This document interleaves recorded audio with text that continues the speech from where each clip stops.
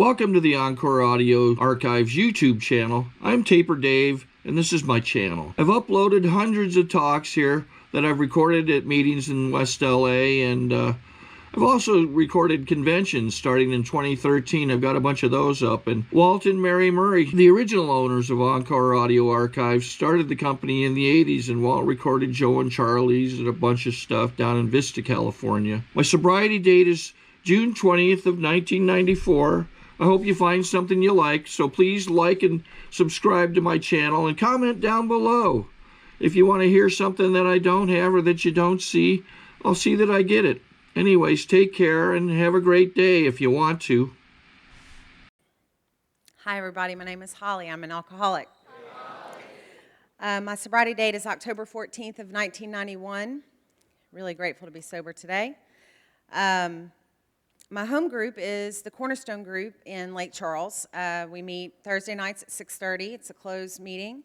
If you're ever in Lake Charles, please do come. We'd love to have you. Okay, I'm not a morning person. I just need to say that up front. I have a very close friend who is very much a morning person. Our friendship is very difficult. We have an afternoon friendship because that's about the time that we can agree on. Man, this has really been a great convention. We've had a great time. I just love this stuff. I love when we come together and you know, I love kind of walking through and hearing snippets of conversations going on. You know, you can pass by one and they're talking about inventory, and you know, another one and they're talking about their new relationship, you know, that they found someone so wonderful, and then you hear another one and they're talking about inappropriate things, and you know, it's just I love it, and that's how I know I'm among my people.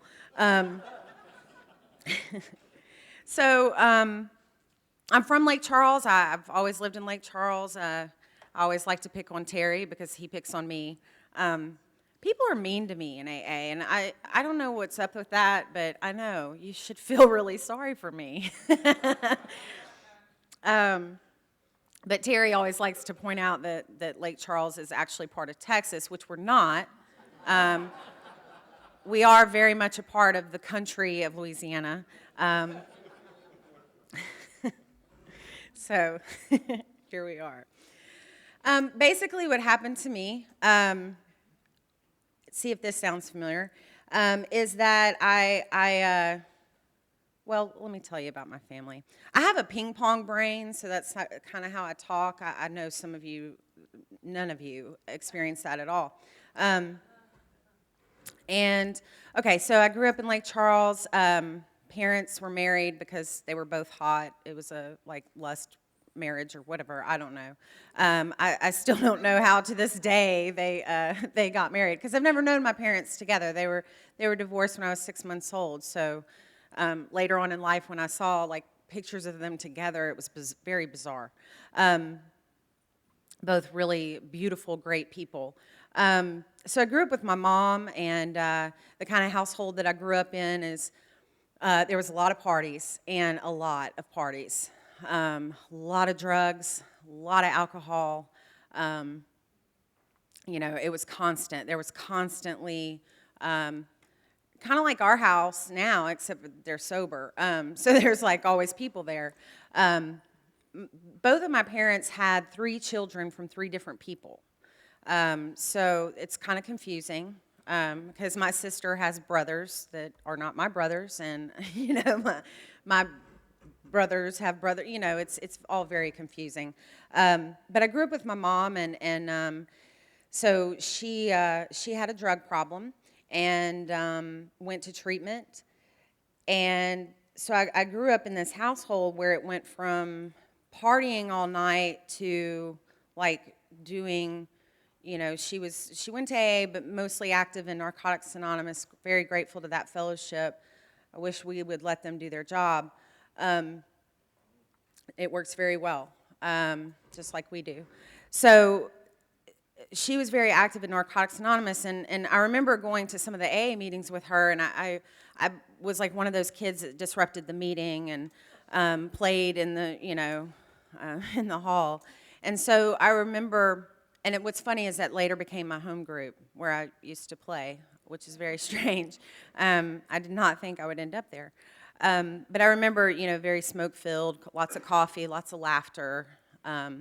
Alcoholics, drunk or sober, especially in Louisiana, are very loud, very boisterous, quite a crew. And that's what I remember. So I sort of grew up with that. And I remember thinking, like, I will not turn out like her. So I was this kid that grew up very much against all of that. I'm against drugs. I'm against alcohol. I'm against all of it. And the thing is that I thought I did so well because I didn't do drugs. I'm doing great. So when I did discover alcohol, it was amidst, the excitement, like Bill talks about in his story. It was a very exciting time in my life. I peaked in middle school, and had lots of friends. I was popular. I was in clubs. I was, involved. Now, that's not what was going on the inside, but that's definitely what was going on the outside of my life. And I discovered alcohol. And, when I first drank, I had a lot of catching up to do because it had been 11 years since I'd had a drink. So I had a lot of catching up to do. And now, in Louisiana, I take that back because, in Louisiana, we drink early. I mean, it's like in our bottles, that's just kind of how we grow up. But the first time I experienced the effects of alcohol was when I was around 11 years old. And, man, it was just, it's the love story. It's, I remember very much thinking, like, all of these people that have talked about, I mean, this was in the 80s, so, it's like the Just Say No and all that stuff. And so I was part of all those little clubs at school. And I remember thinking, like, all those videos that were like, if you drink or if you do these things, you will die, Very much the opposite happened to me when I drank alcohol. I felt like for the first time that I was living. I felt very much alive and very much woken up. I had a spiritual awakening. I definitely had a spiritual awakening. And all the stuff that was going on between my ears quieted when I took that drink. And I fell in love. It was very quick for me from that moment on. And it kind of sucks when you discover alcohol and you live with a sober parent. It kind of makes it difficult. So I had to get very creative where I got my alcohol. So basically what happened was I would, I had to steal it. And so I would, weekends with my dad. I started, at friends' houses, whatever. And then in the in-between times, I was a cough syrup drinker. NyQuil and Robitussin were my best friend, and it got me through to the time that I could get my hands on vodka. Became my drink. But at first it was, just grabbing whatever I could and in the dark at night because I didn't want to get caught. So I was one of those that just kind of discovered, and then when I found my favorite, I kind of knew to go for that one every time. But basically what happened to me was that the obsession began right away. All else in my life took second place to alcohol. I had to, really focus hard on how I was going to get that next drink and when and where this was going to take place and all of those things. And I was rarely not completely obliterated, wasted, drunk. And I was one of those, and you've seen, us gals drunk before, and we're really gross. We're really gross drunks, and I was like pathetically, grossly, can't walk, that kind of drunk almost every single time I drank. I blacked out immediately. Later on, I was passing out. So that sort of became the norm for me. Now, having to hide this and, and not being of age and all of that sort of stuff. Now, I've had people throughout my sobriety say, God, how'd you get so, sober so young? You're so smart. And, it's kind of like, well, how'd you get sober so old? I don't, it's kind of the same way. And I hope from your own experience, it has absolutely nothing to do with being smart. Nothing to do with being smart. Because all of that did not feel very smart. I was very much leading this sort of double life. I was always one of those girls in the South were taught to be polite at all costs, and especially in my family. Now, my mom was like completely inappropriate. My mom is a nut, but my grandmother in my family, she's kind of the matriarch. Ask my husband, he's the only man in my family because we kill all the men.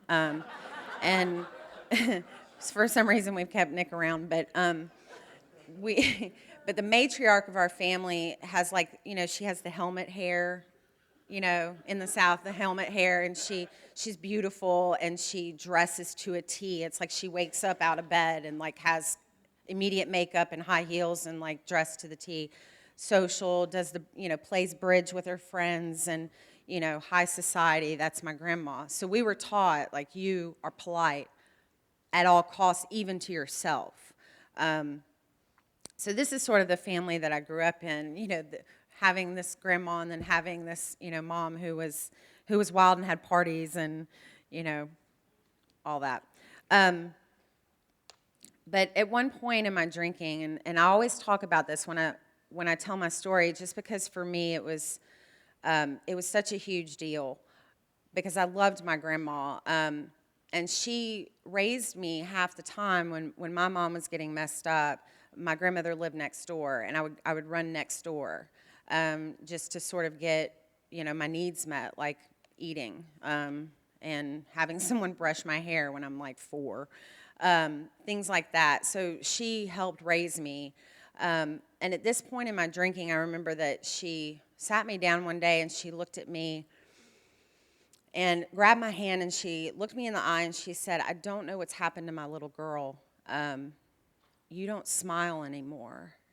And I don't know what's going on with you, but you seem so miserable. And she had these tears in her eyes that just broke my heart. Just broke my heart. Beautiful blue eyes. My mom's side of the family is blonde. I look like the Spanish exchange student. In my mom's family, my dad's very dark. That's where I get those genes. But, she's just looking at me with these big blue eyes and with crocodile tears. And at that moment, I was so heartbroken. And then my next thought was, God, I really need a drink right now. And I remember that was sort of a moment of clarity, where I backed up and looked at this and I thought, God, that's so messed up. My grandmother, my sweet little grandma, is telling me how worried she is about me and how much I'm breaking her heart. And here she is about in tears. And all I can think about is, God, I wish she'd shut up so I can just go take a drink.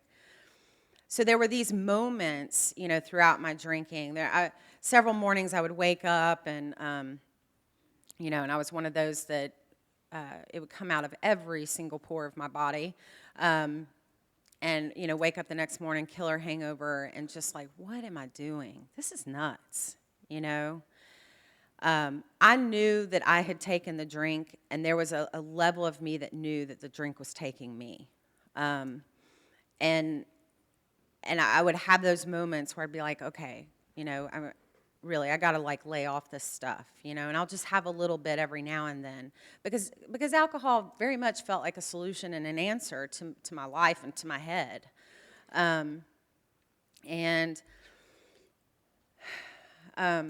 But those moments of clarity, I would be like, okay, I'm really going to do it. And then, I would be drunk the next night. And I remember I would think, God, why am I doing this again? How did I get here again? I'll just try harder next time. And that was always my thing. I will just try harder next time. I just didn't try hard enough.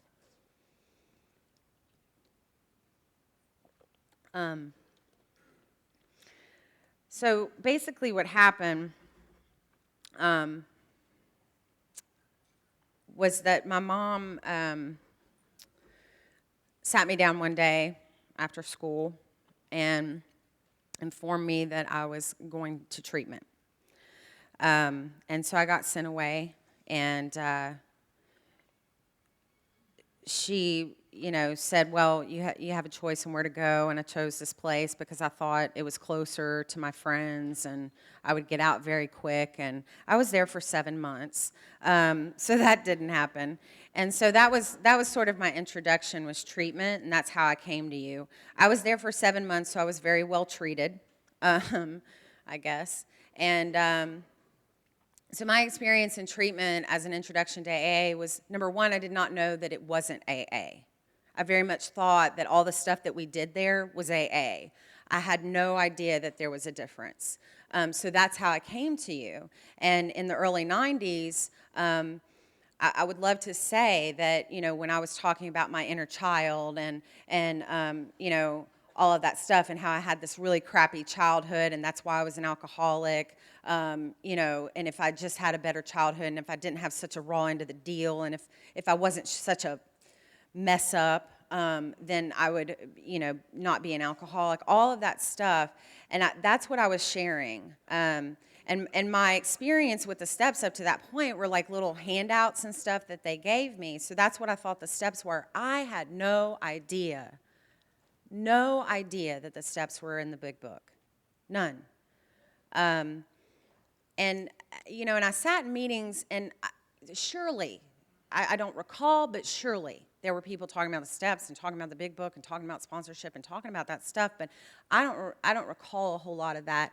I did talk about that stuff, and there were meetings that would not put up with that. I pretty much stayed away from those meetings. I tended towards the meetings and liked the meetings very much that were all about me, that were talking about inner child and the stuff that I knew and could relate to because that's what I came from. So that's how I got to AA. And I had a sponsor. We, kind of did steps. Not really. But this is what happened. What happened was I went to a lot of meetings. And I really like when people say, oh, the newcomer is the most important person at the meeting, because I was new, back home. And I liked really being the most important person. So I knew, I was like, they're right. I really am. They know. That's so dangerous. My God.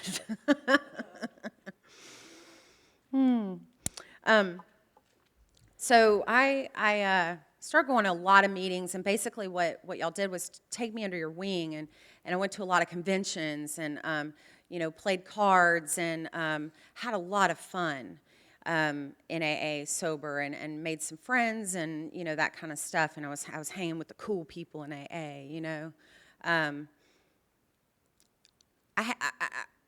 I don't want to say that, you would think we come in AA and, we're all about unity and we're all about this stuff, but it was very much, very about hanging with the cool people and who's cool in AA, So that was sort of the deal for a while. So I was staying sober on meetings and fellowship, basically. And, I just had a sponsor that just spent a lot of time with me, and I'm really grateful to that. I am. I'm really grateful to that. She left AA later, and I really appreciate this. We're actually still in touch, but she came to my house one day, and she said, I just want to let you know, and I wanted you to hear it from me, but I don't believe that I'm an alcoholic. And so I wanted you to hear it from me.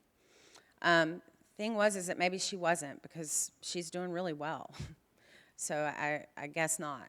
And sometimes that happens. We stay for a while, and some of us figure out that maybe we belong in a different room, or maybe we don't really belong at all. Those of us who do belong here, we're kind of like, ooh, is that me? Maybe that's going to happen for me, So that kind of struck a fear in me, like, oh, maybe I'm one of those people too, that it was just a phase, or it'll get better, or, that kind of stuff. So that started creeping in.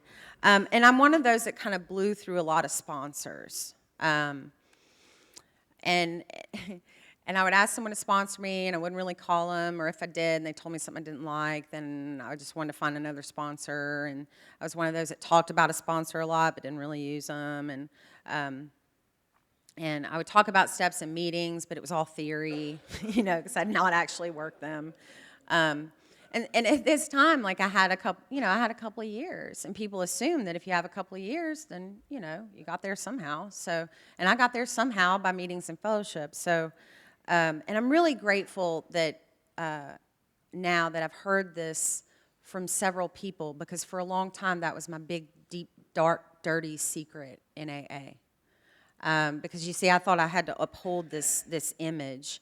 That, I had this experience and I had it going on, and I was like Little Miss AA and all of that stuff, which a lot of people were willing to make me because I was like this young girl, Oh God, I have to tell y'all this, but when I started in AA, I went to Catholic school, and I would show up at meetings in my Catholic school uniform. Now, Katie talked last night about, the feminine, the woman thing that we do. I really had, like, no idea what effect that was having. I did not understand at all, like, the effect that was having in the room. I was at a meeting the other night, my home group, and this gal came in her fitness clothes. Poor baby, she had no idea. The guys are just trying to look everywhere. It's kind of like when you go to a nudist beach. They're like looking everywhere but at her. But I had no idea. And that's how I showed up, smoking my cigarettes in my little schoolgirl uniform, and, way underage. And, that didn't stop anybody. And I'm really grateful that early on, that first sponsor that took me around and introduced me and took me to all these places, she taught me. She was like, Holly, some of those same guys that some of our members have drank with in the bars, they're in here too. And I started hearing things, and I was being told things like, when you come into AA, everyone wants to be the first. You're like a born-again virgin because everyone wants to be the first. And so, because I came in, I was thinking, everyone's so trustworthy, and they're so nice, and they're so wonderful, and all the hugs, and it was great. And early on, I remember there was this guy that would hug all the women, and I thought it was just me, but like he would hug me, and he would make this really gross noise. And he knew, like, to press you in that certain part of your back, like, where you're leaving indentions in his chest. And I remember I finally said something to my sponsor about it. I was like, I feel like I need to take a really hot shower and scrub my skin when this guy gives me a hug. And I feel really bad because he's so nice. And she just shook her head. She's like, Holly, it's okay to not hug him. It's okay.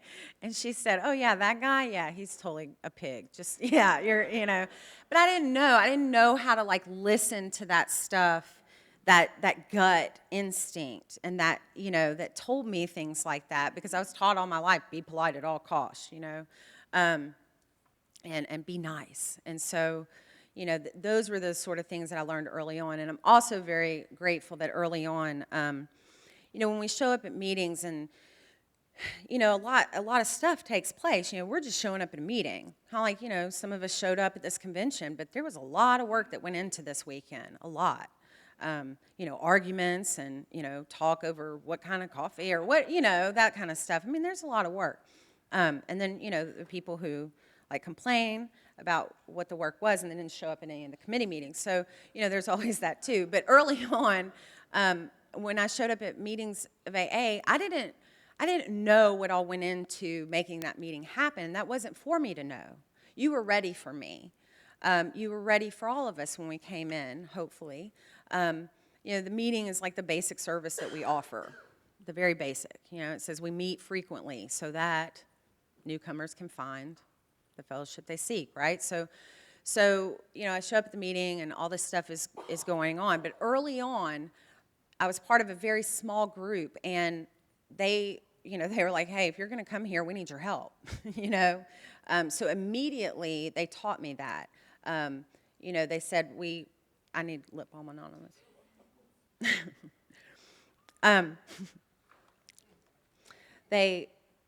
So things like, they were like, we need your help to like make the coffee and, count the money or chair a meeting or, open the doors or whatever. So immediately I was made a part of that group, and no longer was I just taking in a meeting. I was being a part of making that meeting happen. There's a lot of people that are willing to show up for a meeting, and not a whole lot that are actually willing to make that meeting happen. And I notice, and this is just my experience, I was part of a group later on that was like the big bad super meeting. We were the super meeting because we had to have all the meetings, and we didn't care what the other groups were doing, and we just kept adding meetings, boy. More meetings, Every night, 2 or 3 times a day, whatever. And I don't begrudge that. There's a place for that. But I became a part of that group, and we got really distracted from our focus. And it got to where all we were offering was meetings, but what are we offering at those meetings? Because we didn't have enough members to like chair or to open the doors. And to me, it breaks my heart when I hear that someone showed up in a meeting and the doors weren't open.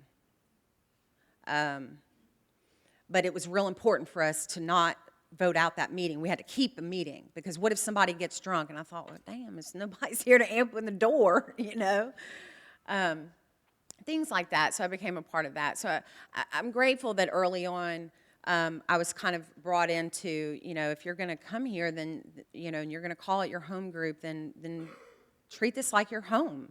It's your responsibility to help, just like in your home, welcome people, make them feel at home, have some coffee made, make sure it's clean, things like that. I mean, those very simple things. So, and a lot goes on to make Alcoholics Anonymous happen. So thank you for doing that. Those of you who open the doors and who chair the meetings and who make the coffee and who take the trash out and who greet people at the door and, who attend your home group business meetings so you can talk about, ordering literature and, getting the GSR reports and all that stuff, who do those things. Thank you.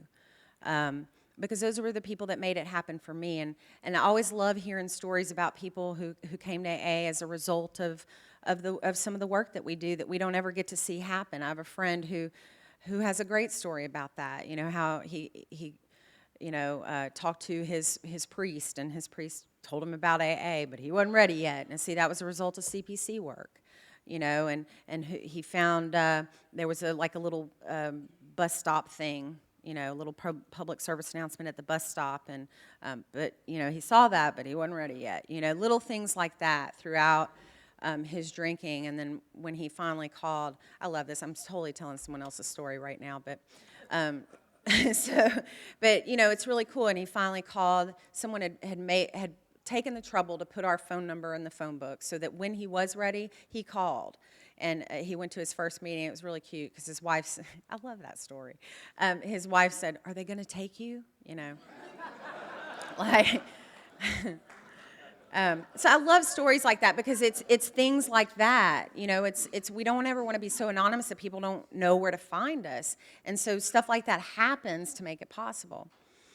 So anyway, okay. Sorry. Whew. So I come to AA, blah, blah, blah. I'm at that home group, and it was a young people's group, and what happened was, I guess everybody grew up. I don't know. They grew up. They weren't young anymore, and so they got married, and they had kids, and they started their careers, and they had better things to do than AA. And they got real busy. Some got drunk. Some just left AA. I don't know. I guess they took what they needed and left the rest. So that's kind of what happened. And so I'm sitting there, and I did what, a lot of us do when we're new. Like I said, I had a couple of years at this time, no experience really in the steps or anything. But I thought, there's this treatment center opening, and I'm going to go help people for money. And and that was my next idea. Like, here I am, a couple of years sober. I can't even help my own life, and I'm going to go help others. I'm going to go into that field.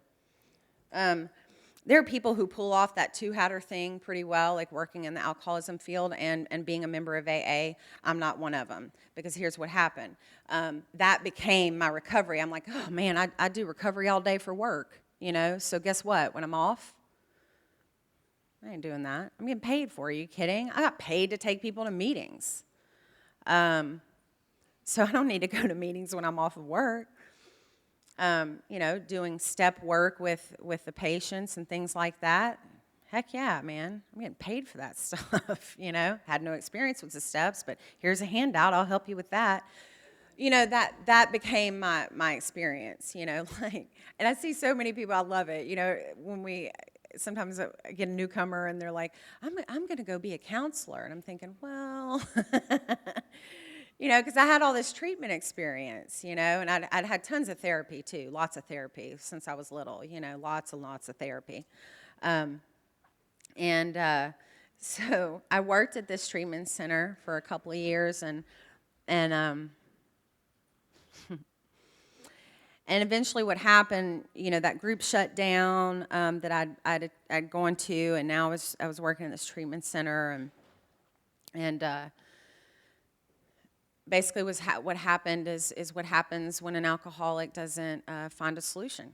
And I was approaching, it was around my 5th year. And I wanted to kill myself. I wanted to eat a gun.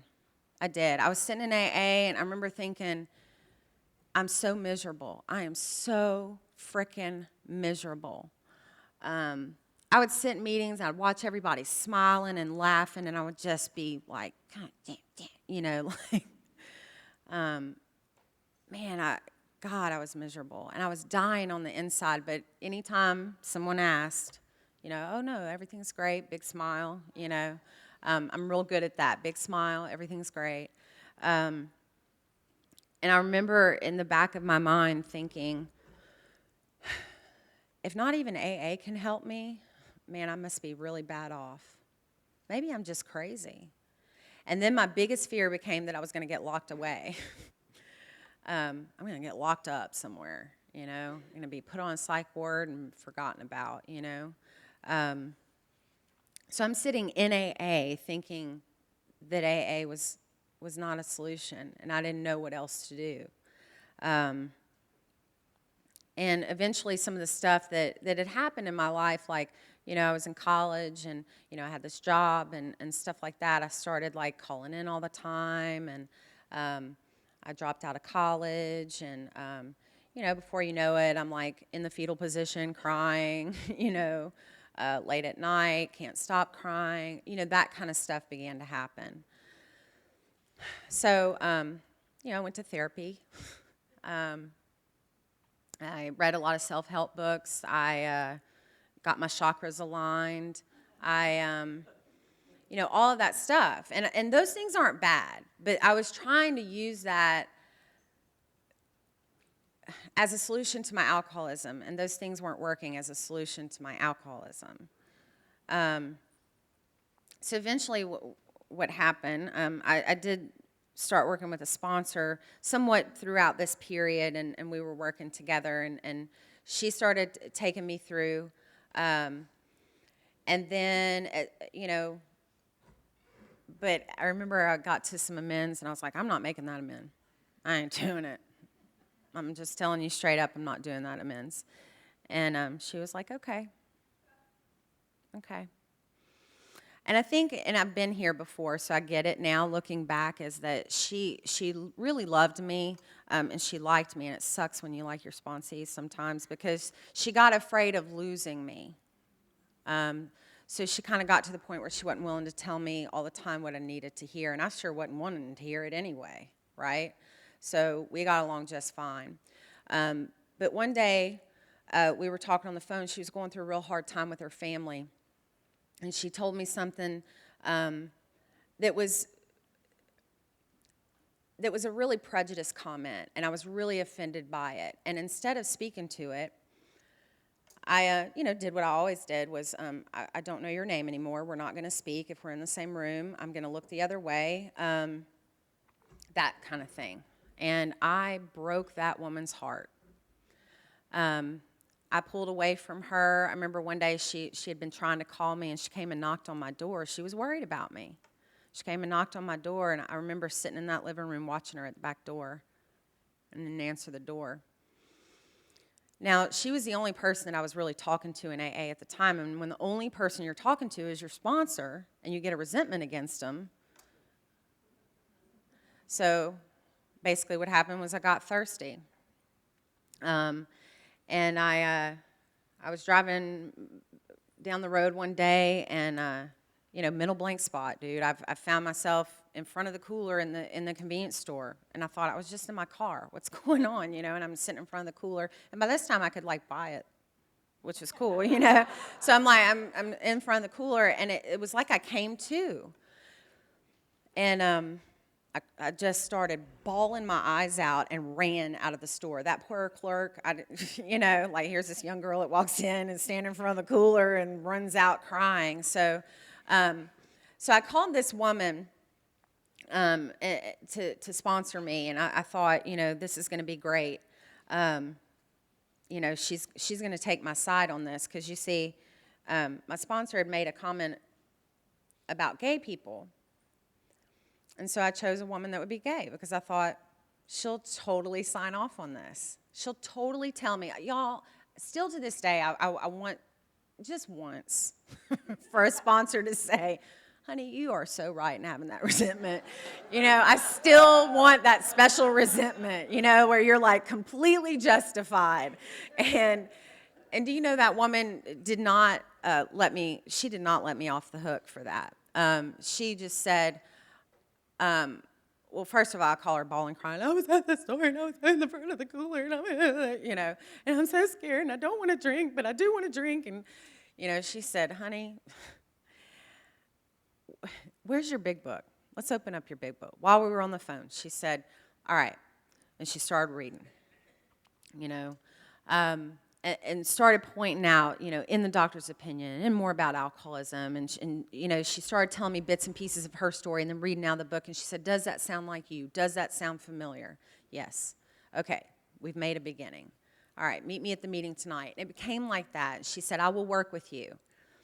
And then after all that, the drama settled down. Then I told her, the real reason. I was like, well, I was working with her, and then she made this comment, and I'm waiting for her to go, yeah, you're right. You do need to come work with. And she just said, well, you know what, honey? She loved you, and we all have our faults. She said she was willing to help you when no one else would, right?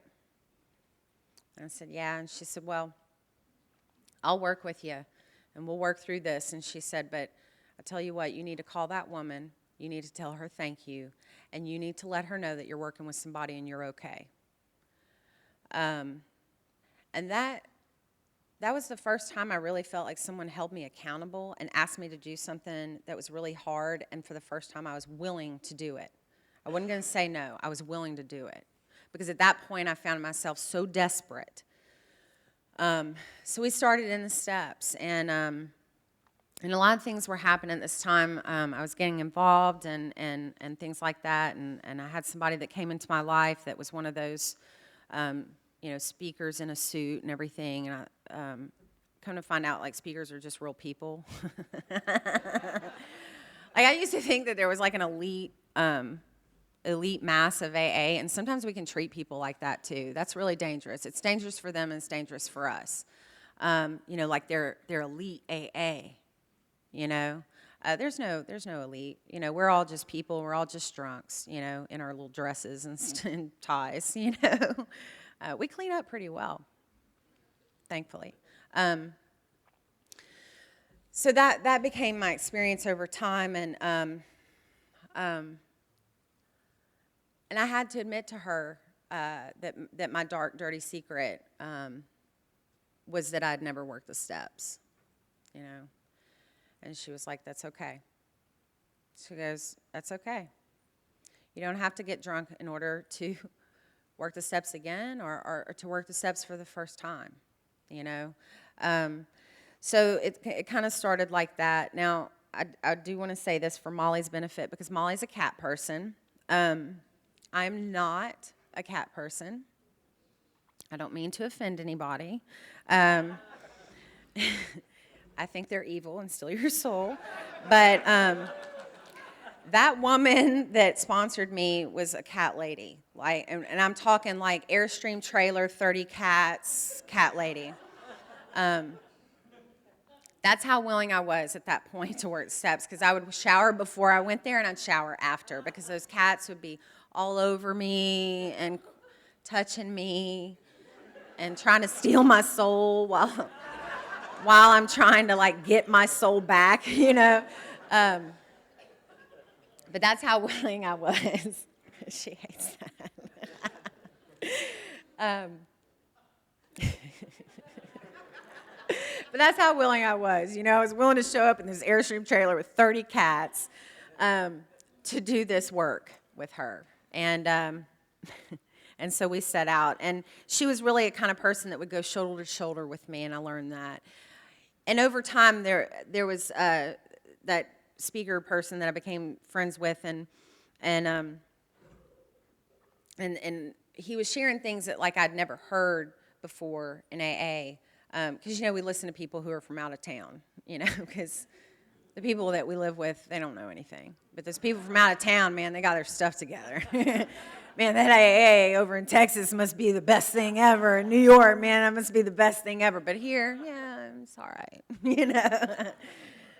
It's because we know each other, you know. We know each other.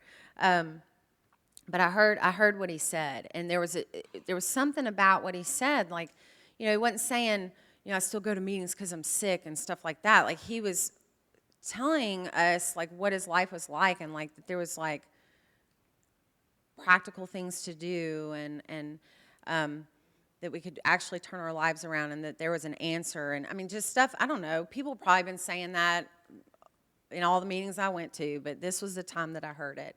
And so I'm one of those people that, like, I sit back and I watch, you know, and we all went to coffee that night, and I waited everybody out. It was like 2 o'clock in the morning, you know. That's the time that drunks get honest, by the way. So that's why we take y'all for coffee after meetings, because we're waiting for you to get honest. So we just tire people out. That's what happened to me. Like, I just got tired, and it was 2 o'clock in the morning, and I'm like, okay. So I start talking to this guy, and I'm just, blah, blah, blah. And he just looked at me, and he was like, whoa. You know, are you working the steps? I was like, I just started working the steps. And he said, well, I said, well, I'm working with a sponsor. And he was like, you ever worked the steps before? And I said, no. He knew by talking to me. Like, he knew. He was like, you have 5 years, really? And he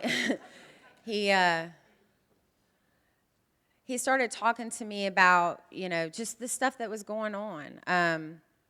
That big bad group that I had, man, God, it got so twisted up. A lot of stuff started happening. You know, it became more about filling the chairs and making money to keep us in that particular building than it did about helping the drunk. And, you know, it was more about chips and birthday cakes than, you know, contributing out to our district and area and things like that. You know, stuff like that started happening in the group. And, y'all, I mean, I wrote so many inventories and left that group, you know, crying so often. And, you know, I often hear people in AA talking about, like, business meetings, and they're like, oh, I have politics and blah, blah, blah, blah, blah. But I was right in the mix, boy. I didn't ever know that there was, I had a choice. Like, I was one of those people that just kind of followed my sponsor, and they went to the business meeting. I didn't know it was a frickin' choice, you know. But anyway, so we started talking about that stuff, and I continued working the steps, and and all the while there's like this big poo-poo going on in my home group, and there started to be these warring factions. If you're new, I'm sorry. Yeah, that's what happens. Drunks just we could like have books on members behaving badly. I mean, we should, but that kind of stuff started happening. And so I started getting involved, and not because I wanted to be of service or I was like this huge selfless person. There's this big poo-poo going on in my group, and I need to meet some other people. Now, early on, when I was first sober, that little bitty group that I was a part of, we only had like 1 or 2 meetings a week. So I had been out to a lot of the groups around my district. I had gone to other meetings. But when I became a member of this group, you only went to that group, because we had so many meetings, you know what I mean? So it's like you have to support the home group. And if you weren't there one night or that you hadn't been seen in a while, they'd be like, oh, you drinking? We hadn't seen you. And it's like, dude, there's other AA meetings around, So it just kind of became the thing, like, and this is just my experience, like it just kind of became the thing of just being there, being there, being there. And so my AA world got real small. And so when the big poo-poo happened in the group, and there was like a lot of stuff going on. I mean, list it. My friend said, maybe you ought to try attending a district meeting and, meeting some people, or serving on a committee or, whatever. So my group, which was caring less about that kind of stuff, like, we need a new GSR. And I was like, I'll do it. They were like, okay, yeah, whatever. And so I went to the district meeting, and I was asking questions, and I was just like, what's going on here? And I was curious, and I wanted to know more, and I wanted to be a part of this deal. My brain is all over the place. So I started there, and I became involved, and I got to tell you, that was so much fun, because going from, this little bitty, small AA world, I started knowing people from other groups, and then, we went to area assemblies and, going to conventions and stuff, and realizing there's like a lot of people in AA. And it's more than just the 4 walls of my group, and it's more than just like Charles, and it's more, and I got to see that this thing is really big. And I started forging some friendships that I tell you that, we do a lot of hanging out in AA, a lot of hanging out. That's just what we do. We like to, hang out, and some of y'all play Mafia, and some of us drink coffee, and, whatever. But we like to hang out, and sometimes the hanging out just is that, the hanging out. But some of the longest friendships I've ever made in AA, and the strongest ones, have been forged out of working steps together and doing some service together.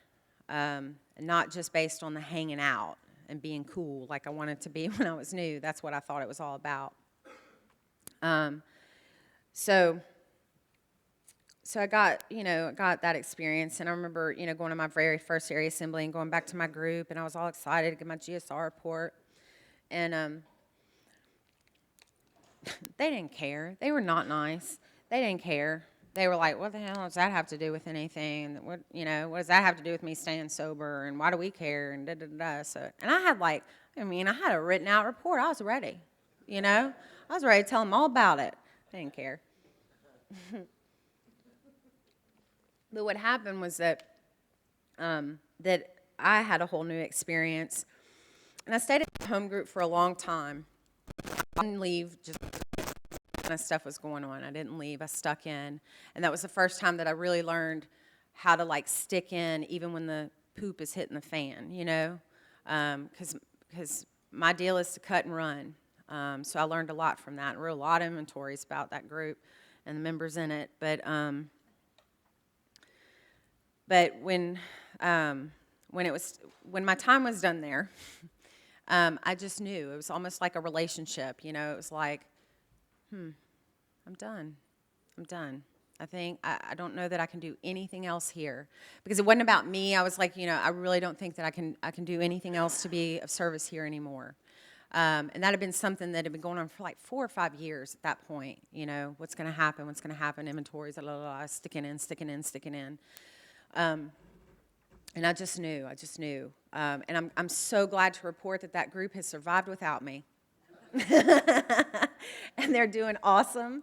It's one of the oldest groups that we have in Lake Charles, and love it, and go there often, and have great meetings.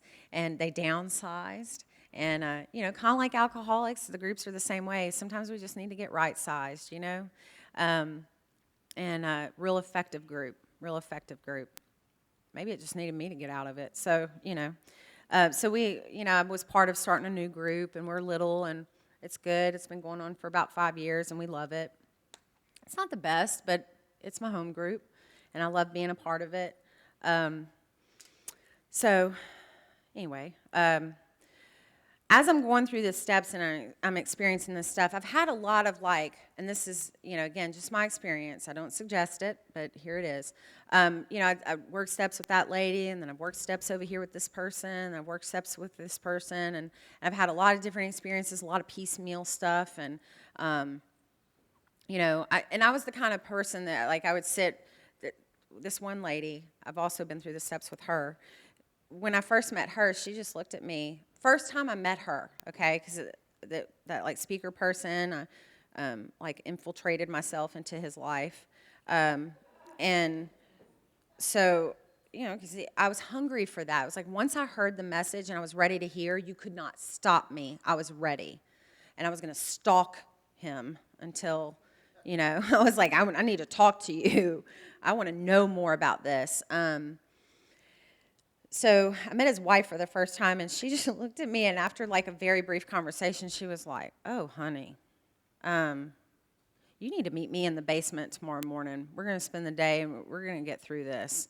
She was like, "God, I don't know what the heck you're talking about, and she was like, "You're just still treatment marble out of your mouth and all that stuff." She was like, "Oh, you are sick," Didn't cushion that blow.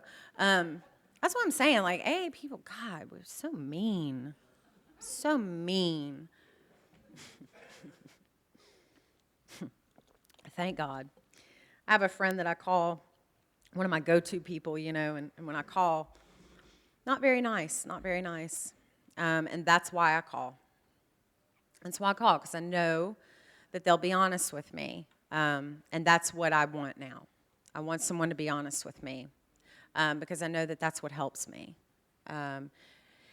So the result of the steps for me was a lot of relief, but also the fact that it wasn't that I was crazy. It was just that I was an alcoholic, and it wasn't that I needed more therapy. It was just that I needed to work the steps. And it wasn't that AA wasn't working. It was that I'm sitting in AA thinking that this is all AA is. And there's so much more. There was so much more, and I almost missed it. I almost missed it. I don't know how I stayed sober through all of that. I really don't. I'm very impressed with my sobriety time because it's mine, but man, I don't know how I stayed sober through that stuff. I really don't. But what happened was that I started having to clean up the messes in my life. And I got to start to be a part of other people and taking them through too. Because that was one of the things that was shared with me early on. These women that helped me, they all of them at one point or another told me, they said, "We'll do this with you on one condition, that you do this with someone else at some point, that you be willing to do this with someone else. You don't come here and take what you need and leave the rest. You need to be a part of passing this on." And see, I remembered all those people that I got sober with in that little bitty group that had left AA because they had better things to do, or they had gotten all they needed, or whatever. And man, I didn't want to do that. I didn't want to be that way. And back to the treatment center thing too. So what ended up happening with that was that I quit that job, and I decided that I didn't need to be a counselor because I was so messed up. I didn't need to be a part of helping anybody else with their life. And I remember looking around, and this is not true for everybody. Like I said, I know some really great two-hatters that actually know how to wear one hat at a time. But I was watching some of them that were members also, and they didn't have a sponsor, and they didn't sponsor people, and they weren't involved, and they didn't have a group, and and that was my crazy point where I was ready to eat a gun and stuff, and I was watching those people, and I was like, I don't want to be that. I don't want to do that. and I knew it wasn't working for me. So I went back to school, and I have the glamorous job of being a high school teacher. And being a high school teacher and having those students is like being in a room full of drunks. You know, they're selfish, they're self-centered, the world revolves around them. They're hilarious and inappropriate, and, you know, so it's fun. It's fun. But I did finish school, and for someone who never thought that she was smart or, you know, good enough and all that stuff, I did finish school because y'all taught me how to finish something. You know, we are great sprinters, man. We're great starters and crappy finishers. And so I finished something, and, you know, and went through the steps and finished the steps. Not finished, you know what I mean. Got through the steps. And had those experiences and actually knew the difference and experienced the difference of actually having an awakening versus just those little experiences that I'd had along the way. It was a totally different world.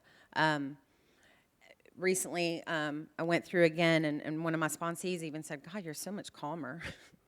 I'm like, yeah. So it works.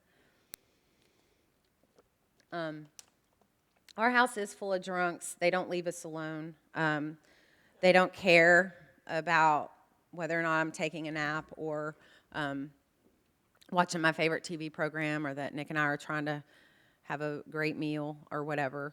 They don't care. They call, they show up, and, you know, all that stuff, and it's great. It's just great. I love it. In fact, when we bought our new house, one of our friends said, "Oh, we're getting a new house?" And like, yeah. And whenever we have someone new over, I like forget. I don't play hostess anymore, you know, because I mean you're with AAs. It's like pick up after yourself, okay? Like, you know, you're not a guest anymore.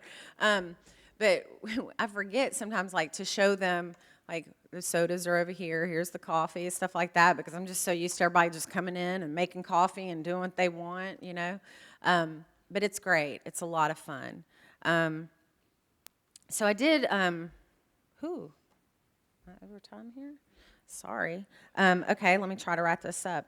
A couple of things I want to touch on, if I could. One of them being is that I did meet a handsome, devastatingly handsome guy in AA. And I looked at him and I was like, I'm going to make him mine. No,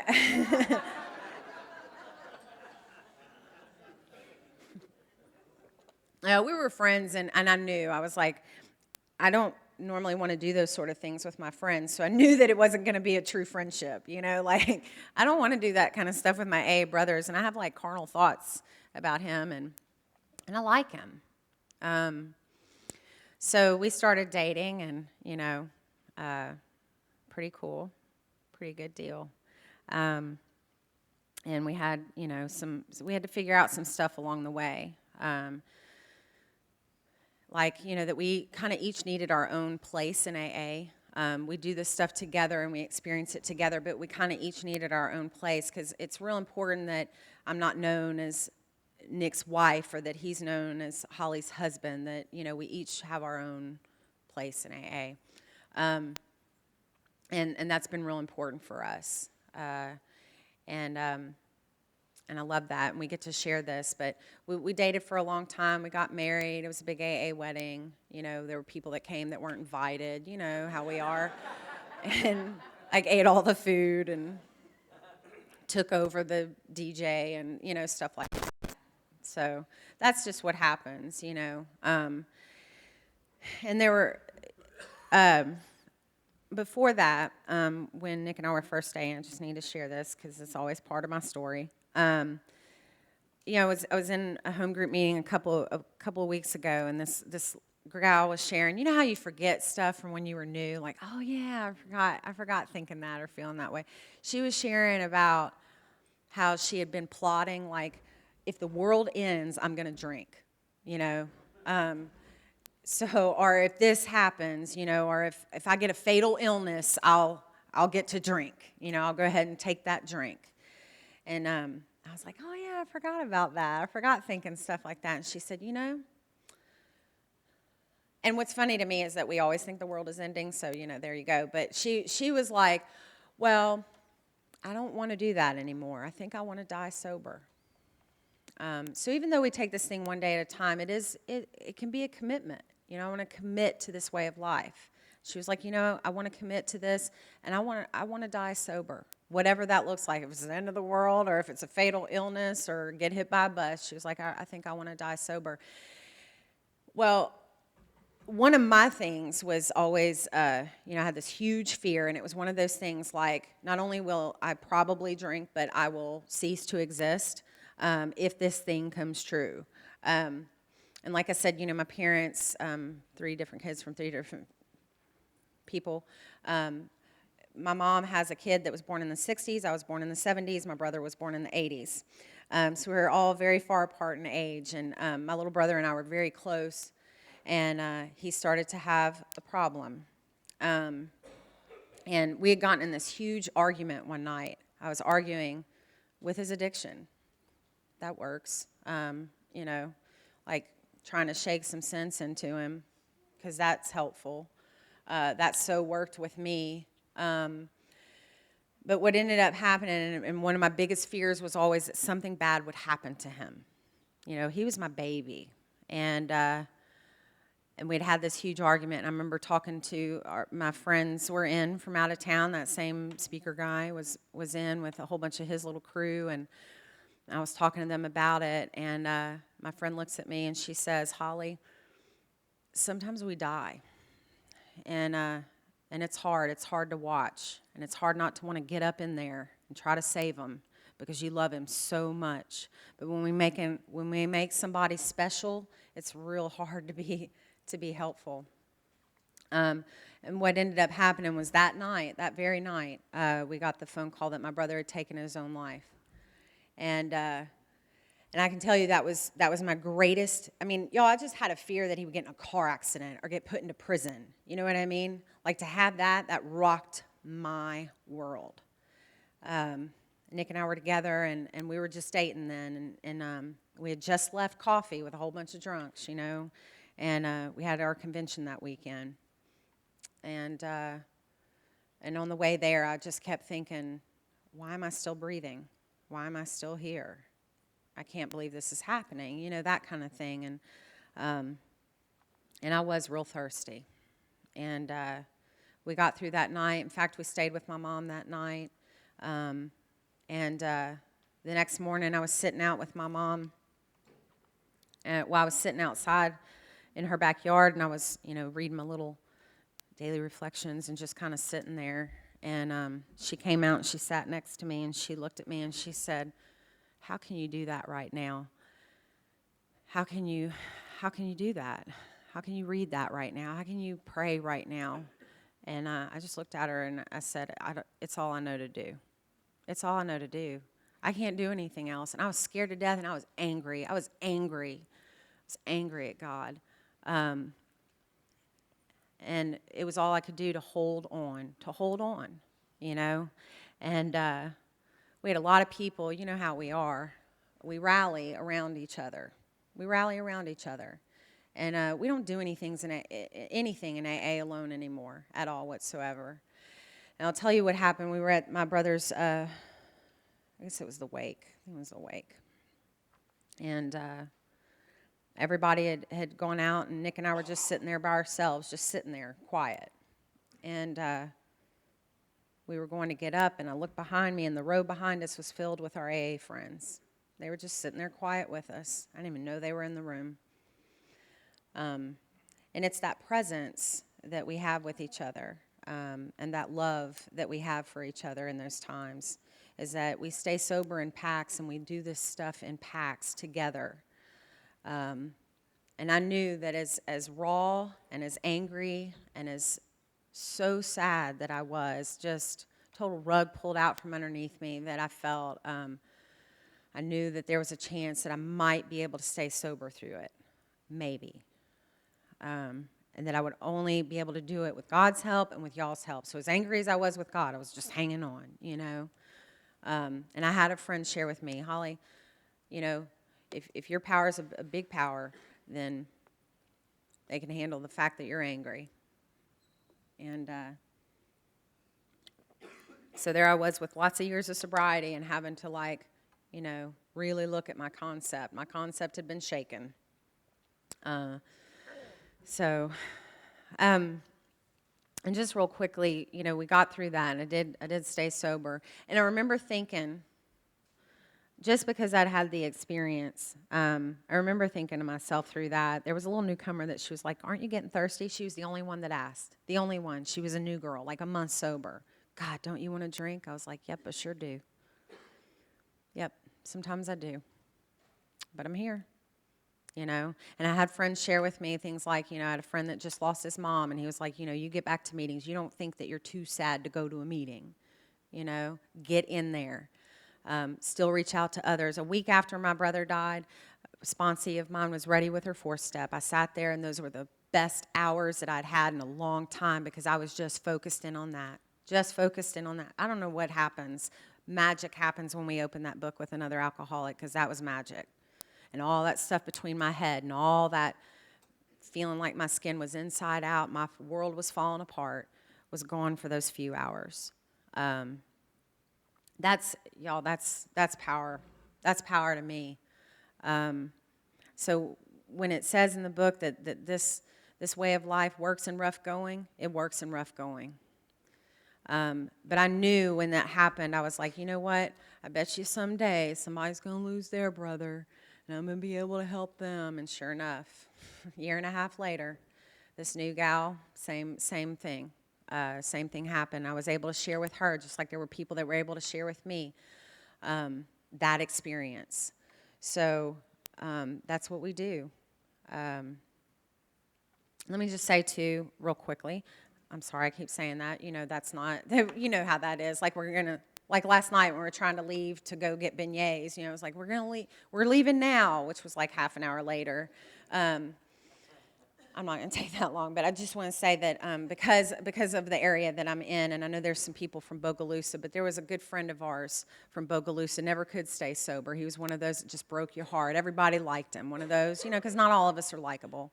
And those are the harder ones to help, you know what I mean? Because, like, nobody wants to help them because they're a jerk, and then everybody wants to help the nice one or the pretty one, like that.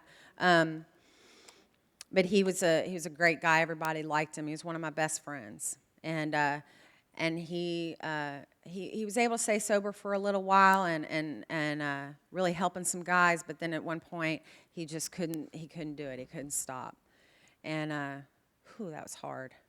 Because he was special to me. He was special to me, and I wanted to save him. And a friend of mine shared with me, "Holly, you don't get to get in there and tell him what to do or do anything or try to save him. You just offer to take him to a meeting or to coffee if he's open to it. That's it. That's all you get to do." And you got to let some of these other guys help him.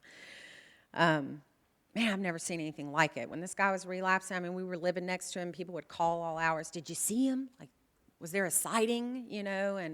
And people would knock on his door. I've just never seen anything like it. And I thought, y'all, this is not going to work.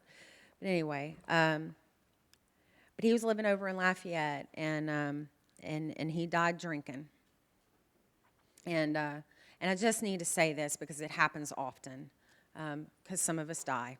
And I was sitting in a meeting after that, and there were some of us who knew him and some of us who didn't, who were new or just never really knew him. And, people were saying stuff in that meeting like, "Well, man, I'm so glad, that it's not me. And, man, I was just untreated alcoholism. And, I'm glad that he could die so that I could stay sober. And do you know, I wanted to come across that room at somebody." I thought, are you kidding me? I saw people die before I got here. It didn't help me stay sober. I saw people making messes of their life. That didn't help me stay sober or stay away from the drink in the first place. Y'all, man, that was hard. God, that was hard. Because it wasn't just, some alcoholic. This was one of my best friends. And it's hard to hear about any of us that died drinking. It's hard. And, man, God, that was so hard. So sometimes I just feel like we need to be a little careful around that stuff, when we thank people for going out so that we can stay sober, God dang, how selfish can you get? We got enough room for everybody. We don't need anybody to drink so that we can stay sober. Or to show us, you know, that it's still bad out there. Work with somebody. You'll hear it, you know. You'll hear how bad it was out there. You don't need to sit in a meeting and watch how many people get a Desire chip. Sponsor them. Anyway, my little commercial. So real quickly, I know that there was some, real quickly, she's going to go on another rant. Okay, I think this is my last one. I know that there was some question. I'm actually currently serving as the delegate for Area 27, which is the state of Louisiana. And yeah, well, thanks, you know. It's an honor, but I'm telling you, it's just what I'm doing right now. Like in a year and a half, there'll be some other joker and, you know, being our delegate. So, you know, it's not like I'm the delegate. It's just, you know, this is what I'm doing right now. It's just like what I was doing in GSR or whatever, making coffee at my home group. But it is a great responsibility. Don't get me wrong. It's a great responsibility, and I don't take it lightly. But I know that there was some hem-haw about that, and I want to say that no matter what I'm doing in AA or what my service responsibilities might be, bottom line and most importantly, I'm an alcoholic. So thank you for inviting me to participate this weekend. And I do want to tell you that I'm in my first year. It's a 2-year thing. I'm in my first year, and I will tell you this, after going to conference in April in New York, where I met with all the delegates from the United States and Canada, pretty cool deal. They're just drunks too. You know, we were all in our suits and dresses, and I was looking around going, God, aren't we a good-looking bunch? But I bet you if we were drunk, we wouldn't be. And, you know, but I will tell you this, that A is in good hands. You know why? Because it's not just in mine. Because, man, I had a lot of fear about going there because I really wanted to do you right. I really do. And I went there, and thank God it's not just me making the decisions, that there is something, too, when we all get together, that magic happens. Magic happens. And I will tell you that things are very thoroughly discussed and very well considered. And we spent a lot of time on it. Nobody was looking at their watch going, okay. You know, it was, hey, we're making some big decisions about Alcoholics Anonymous here in our future, so let's take this seriously, and let's really talk about it. Let's hear all sides of it. So I'm here to tell you that happens. So as long as we continue to do that, and as long as we're guided by our primary purpose, we're in good hands. I absolutely believe in Alcoholics Anonymous and the power that is here, and the power that we have in the numbers that we have together. Thank you so much for my life and for my continued sobriety. And man, I love this deal. And that reading, man, I had a sponsor that used to have me read that all the time. You know, we walk together, and things that happen that I never could have dreamed or planned. Thank God. So thank y'all very much.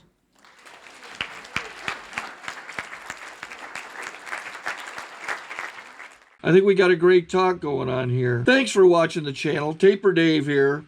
Just curious, do you think this is better than Zoom? Okay, this is how I prepare my drone for launching. I like to do it inside the cab of my truck so I'm not standing outside in the weather. To install the joysticks for control, up and down, right and left, powered on. I have an Android phone that I use to connect it to the drone with. And it's actually controlled through the iPhone, through an app. Oops, wrong way. It's actually controlled through the iPhone, or through this Android phone, through the app. It's actually controlled through the Android phone, through an app, and you connect it through this short connection right here.